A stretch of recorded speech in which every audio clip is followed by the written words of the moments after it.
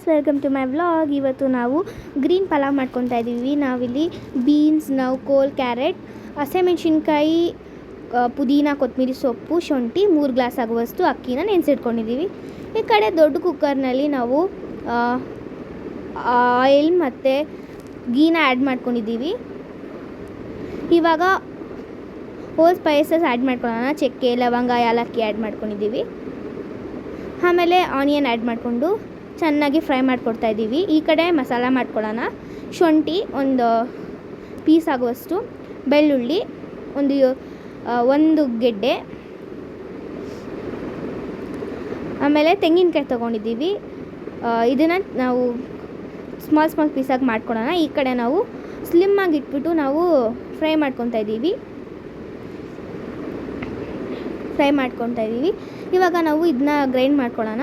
Grind ಮಾಡ್ಕೊಂಡು ಆದಮೇಲೆ ನಾವು ಕೊತ್ತಂಬರಿ ಸೊಪ್ಪು, ಪುದೀನ ಆ್ಯಡ್ ಮಾಡ್ಕೊಳ್ಳೋಣ ಮತ್ತು ಹಸಿಮೆಣ್ಸಿನ್ಕಾಯಿ ಅದನ್ನ ಗ್ರೈಂಡ್ ಮಾಡ್ಕೊಂಡು ಸೈಡಲ್ಲಿ ಇಟ್ಕೊಳ್ಳೋಣ. ಇವಾಗ ಇದಕ್ಕೆ ಟೊಮ್ಯಾಟೊ ಆ್ಯಡ್ ಮಾಡಿಕೊಂಡು ಲೋ ಫ್ಲೇಮಲ್ಲಿ ಚೆನ್ನಾಗಿ ಕಲಿಸ್ಕೊಡೋಣ ಮತ್ತು ಮಸಾಲಾನ ಆ್ಯಡ್ ಮಾಡೋಣ.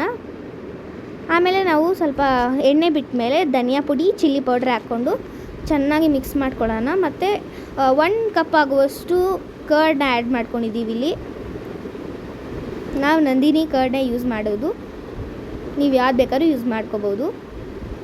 ಮೊಸರು ಬಂದ್ಬಿಟ್ಟು ಆಪ್ಷನಲ್ಲೇ. ಆಗ 7 to 8 ಕಪ್ ಆಗುವಷ್ಟು ನೀರು ಹಾಕ್ಕೊಂಡಿದ್ದೀವಿ. ಸೊ ಈ ರೆಸಿಪಿ ತುಂಬ ಸ್ಪೈಸಿಯಾಗಿ ತುಂಬ ಚೆನ್ನಾಗಿರುತ್ತೆ. ಟ್ರೈ ಮಾಡಿ ನೋಡಿ. Thank you. ಬಾಯ್.